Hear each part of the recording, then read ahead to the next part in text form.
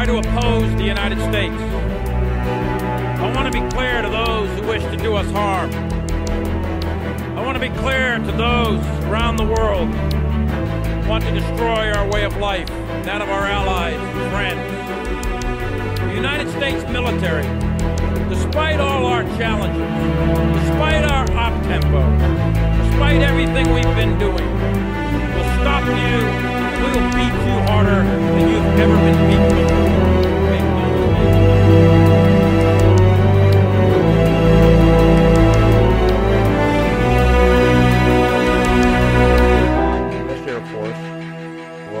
Naval aviation, Marine aviation at 15,000 feet in a fighter, NATO, Air Forces. You only have one role, fugitive. You better fly away real fast or you're going to get shot out of the air. You take on the U.S. Navy on the high seas, they'll burn you to the waterline. That's all there is to it. You take on the U.S. Army in the open desert, in open terrain and mechanized warfare, the Army will annihilate you. That means taking on whatever the Air Forces leave untouched, which won't be much.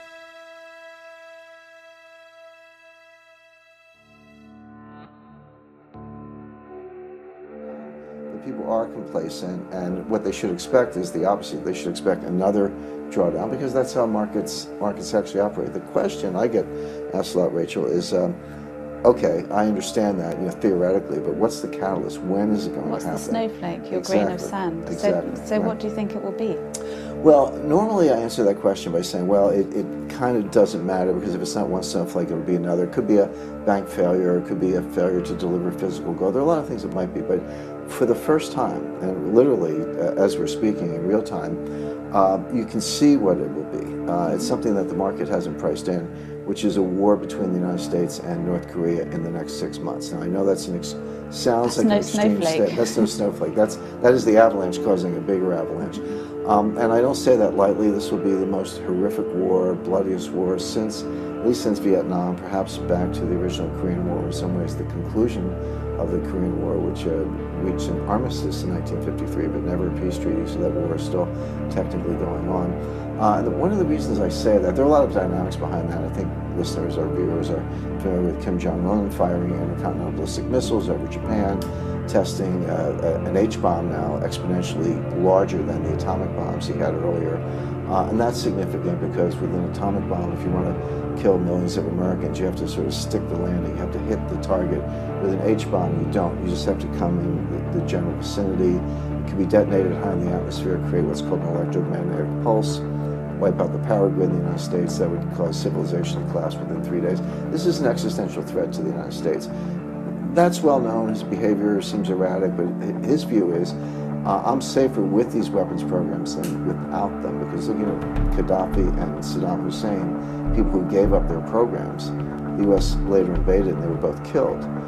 Kim Jong-un saying, well, if you give up your program, the U.S. invades you and kills you, but if you keep your program like the Iranians, they won't mess with you. So you're seeing it almost as a kind of defensive move, this what looks like something that's very retaliatory and aggressive actually is defensive, because the alternative, you can see all around the world what's happened with other global leaders who have had nuclear weapons. You've got to hold on to them, or the worse for your country certainly is. Yeah, the conventional wisdom is, why is he doing this? Doesn't he know that he risks an attack from the United States? But that's not how he thinks about it. He says, if I give up this program, the U.S. will attack me as they've done with others, but if I keep the program, they won't mess with me. He actually feels safer from a regime point of view with the weapons and like that. He's in what's called breakout mode. Breakout mode, when you have these covert programs or secret programs, you do baby steps and you try not to get caught and everything's subterranean, but the U.S. slaps you down every now and then, and then they come back.